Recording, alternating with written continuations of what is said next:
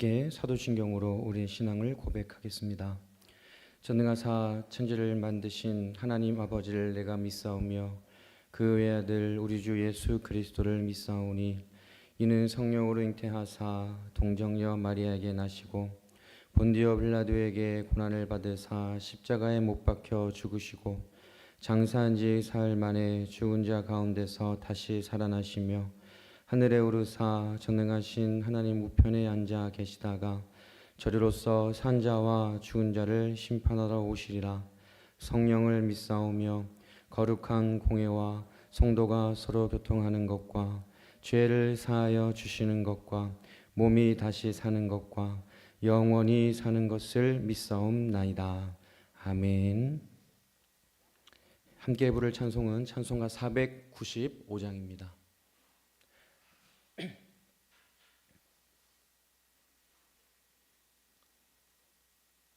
찬송가 495장 함께 찬양하겠습니다.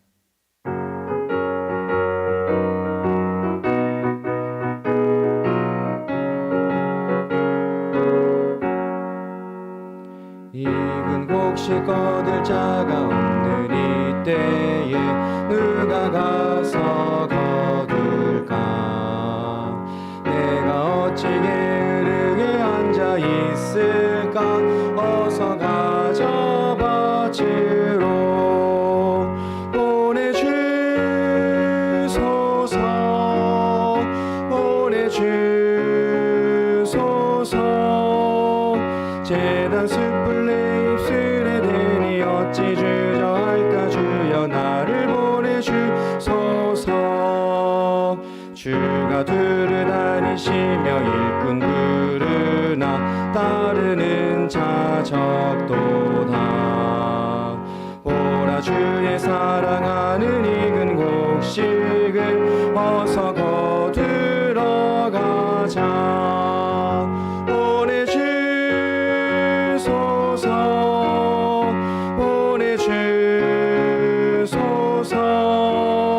제단 숯불 내 입술에 대니 어찌 주저할까? 주여 나를 보내주소서.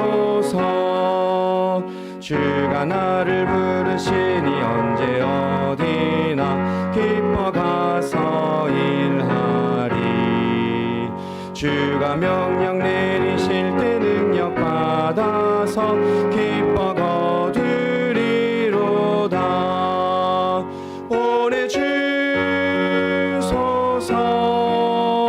보내주소서. 제단 숯불 내 입술에 대니 어찌 주저할까? 주여 나를 보내주소서. 아멘. 오늘 우리에게 주시는 하나님의 말씀은 이사야서 1장 11절에서 14절까지의 말씀입니다.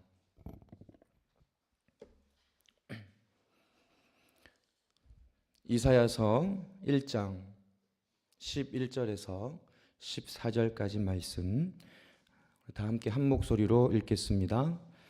주님께서 말씀하신다. 무엇하러 나에게 이 많은 제물을 바치느냐? 나는 이제 순양의 번제물과 살찐 짐승의 기름기가 지겹고 나는 이제 수송아지와 어린 양과 순염소의 피도 싫다. 너희가 나의 앞에 보이러 오지만 누가 너희에게 그것을 요구하였느냐? 나의 뜰만 밟을 뿐이다. 다시는 헛된 제물을 가져오지 말아라. 다 쓸모없는 것들이다.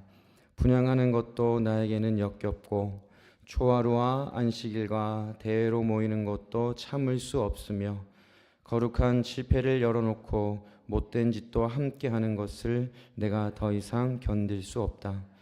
나는 정말로 너희의 초하루 행사와 정한 절기들이 싫다. 그것들은 오히려 나에게 짐이 될 뿐이다. 그것들을 짊어지기에는 내가 너무 지쳤다. 아멘.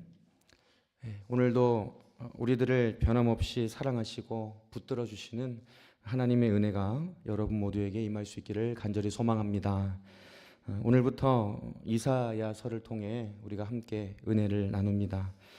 이사야는 유다의 그 죄악된 모습을 이야기하고 있고 동시에 그 죄악의 결과로 무서운 심판이 닥쳐올 것을 예언하고 있습니다. 이렇게 이사야가 활동하던 그 당시에 북왕국 이스라엘은 이미 아수르에 의해 멸망을 당했던 때입니다. 그리고 이 유다도 점점 더 하나님의 신앙에서 멀어지고 있었고 불순종의 길을 걸어가고 있었습니다. 이런 상황 속에서 이사야는 유다에 대한 하나님의 책망과 그리고 심판을 선포하고 있는 것입니다. 이사야라는 이름은 구원이라는 뜻의 히브리어 아사 그리고 여호와라는 뜻의 야가 결합된 형태로 이 이사야에 담겨 있는 이름의 뜻은 여호와는 구원이시다라는 그런 뜻을 가지고 있습니다. 그러니까 이사야서의 전체 이 주제가 이 이사야의 이름 속에 그 의미에 고스란히 담겨 있는 것이죠. 당시 유다는 하나님을 떠나 우상을 숭배했고 그리고 이방의 군대를 의지하였습니다. 왕뿐만 아니라 일반 백성들도 이방의 우상을 섬기고 있었고 온갖 죄악에 빠져 있었습니다. 이렇게 하나님은 그 은혜를 기억하지 못하고 그리고 하나님과 멀어져 있는 그 유다의 백성들을 향해 이사야는 고백하는 것이죠. 구원은 오직 여호와께만 있는 것이다 라고 부르짖은 것입니다. 다른 것 의지할 것 없고 다른 죄에 빠질 것 없고 오직 구원은 여호와께만 있으니 여호와께 돌아가는 것이 살 길이라고 그렇게 이사야는 선포한 것입니다. 사랑하는 여러분, 우리가 먼저 이 이사야의 이름의 의미를 우리들의 마음에 새기기를 원합니다. 여호와는 구원이시다.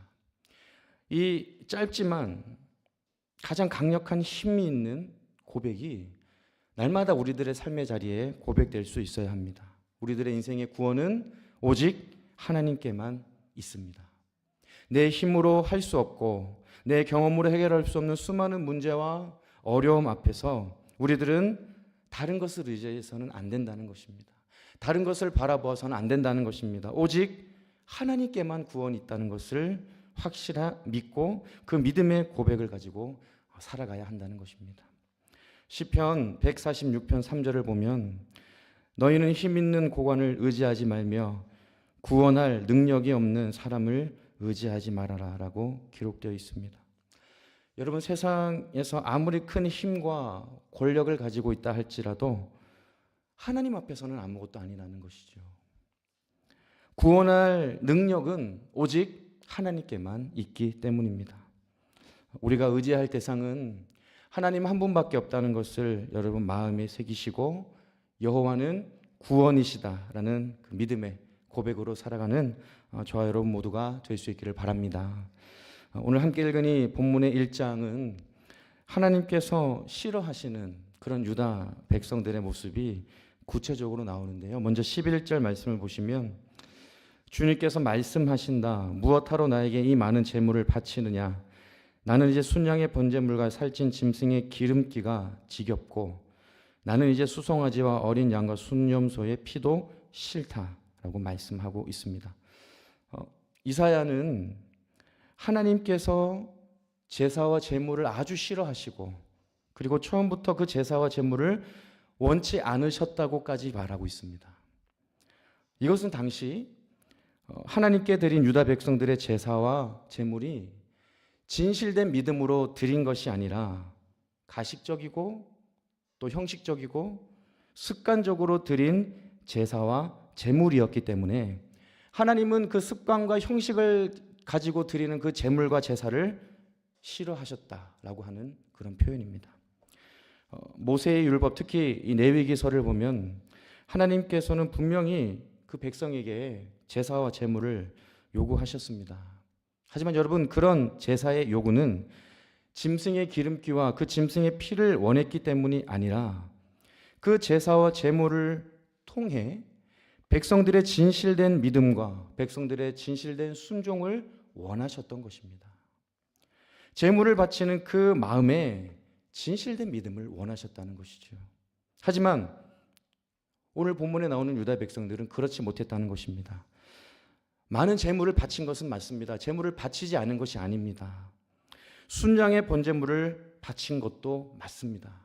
그런데 여러분, 겉으로 드러난 모습에는 전혀 문제가 없었지만 하나님께서 보시기에 그 마음의 중심이 하나님께 온전히 향해 있지 않았다는 것입니다. 그래서 하나님께서는 그런 백성들이 바치는 짐승의 기름기가 지겹다. 그리고 어린 양과 순년소의 피도 싫다라고 말씀하시는 것입니다. 하나님의 은혜를 기억하고 온전한 감사, 진실한 믿음으로 제물을 드리지 않고 형식적이고 습관적인 마음으로 드리는 그 백성들의 모습을 책망하고 계신 것입니다. 사무엘상 15장 22절을 보면 사울 왕을 향한 사무엘의 책망이 기록되어 있는데요. 이런 말씀이 있습니다. 사무엘이 나무랐다. 주님께서 어느 것을 더 좋아하시겠습니까? 주님의 말씀에 순종하는 것이겠습니까? 아니면 번제나 화목제를 드리는 것이겠습니까? 잘 들으십시오.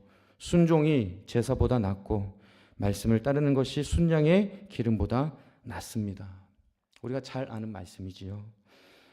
번제나 화목제를 드리는 것보다 말씀에 순종하는 것이 더 낫다는 것입니다.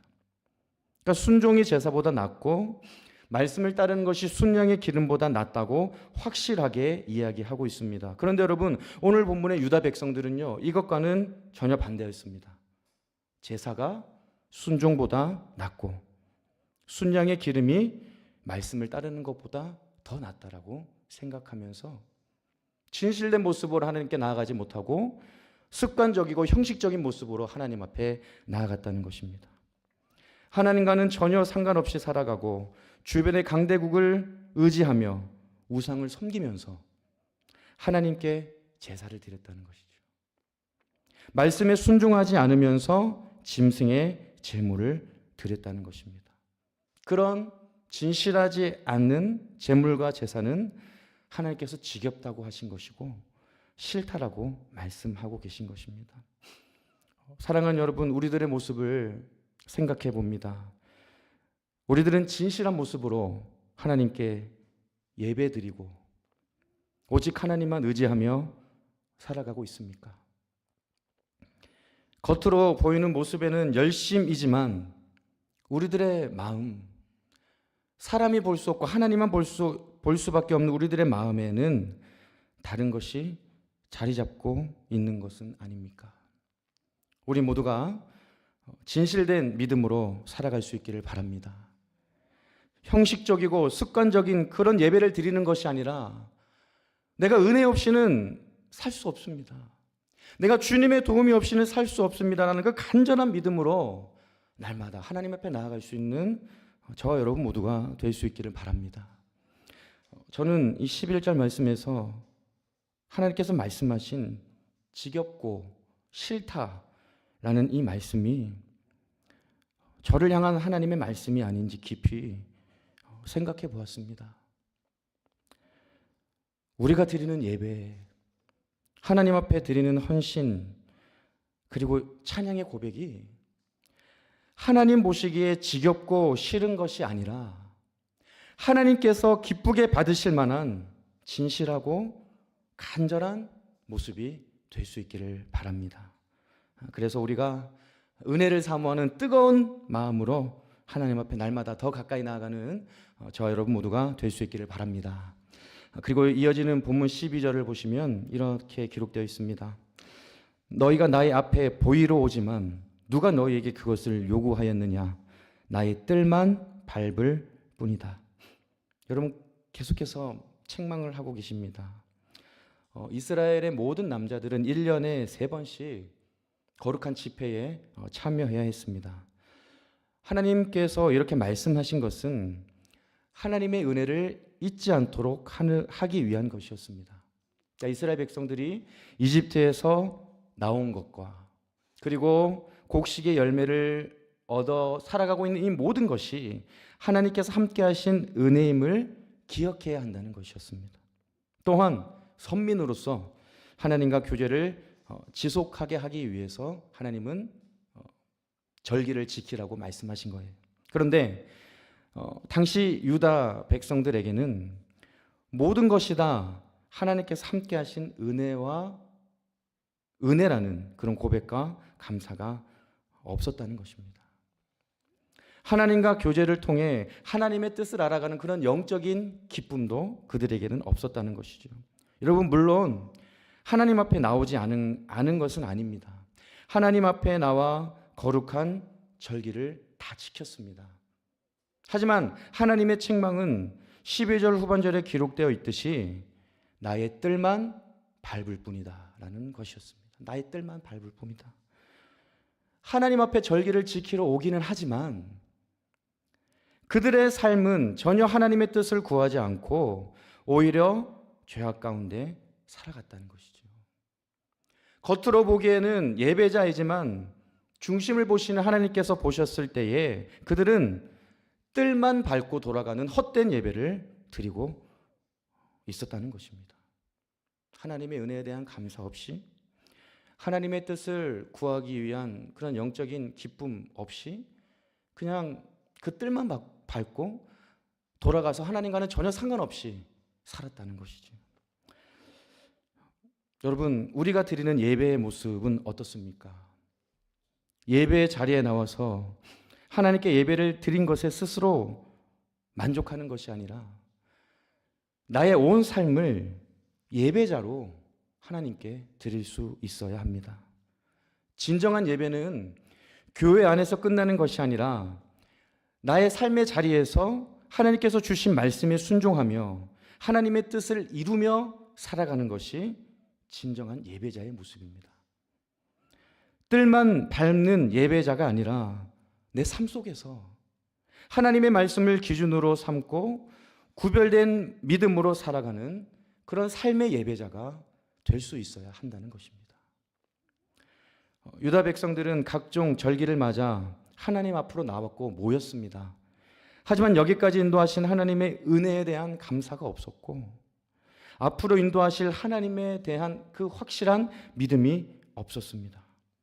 뜰만 밟고 다시 그들의 삶의 자리로 돌아가서 하나님과는 전혀 상관없이 우상을 섬기고 다른 것들을 의지하는 삶을 살았다는 것이죠.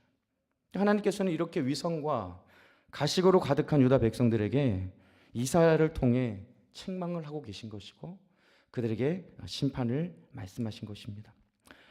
사랑하는 여러분, 우리가 하나님 앞에 나아가 하나님을 예배하고 하나님께 찬양을 부르는 그 자리는 은혜를 기억하고 그리고 은혜를 감사하는 자리가 되어야 합니다. 또한 더 나아가 하나님께서 주신 말씀과 은혜를 붙잡고 세상으로 나아가 하나님의 백성으로 구별된 모습으로 살아갈 수 있어야 하는 것입니다. 뜰만 밟는 것이 아니라 진심을 다해 하나님께 예배를 드리고 그리고 삶 속에서 하나님의 말씀을 기준으로 삼고 구별된 믿음으로 살아가는 그런 예배자로 살아가는 여러분 모두가 될 수 있기를 바랍니다. 이렇게 유다 백성은 하나님과 전혀 상관없이 살았고 또 우상을 숭배했으며 다른 나라를 의지했습니다. 하나님 앞에 진실하지 못했고 습관과 형식 그리고 위선과 가식으로 하나님의 마음을 아프게 했다는 것입니다. 그런데 여러분, 하나님께서는 여기 이제 은혜가 있는 거예요. 그럼에도 불구하고 그들에게 회개를 원하시고 그들에 대한 사랑을 다시 한번 말씀하십니다. 오늘 우리가 읽진 않았지만 본문 18절인데요. 우리 18절 말씀을 다 함께 한번 읽어보겠습니다. 18절입니다. 주님께서 말씀하신다. 오너라 우리가 서로 변론하자.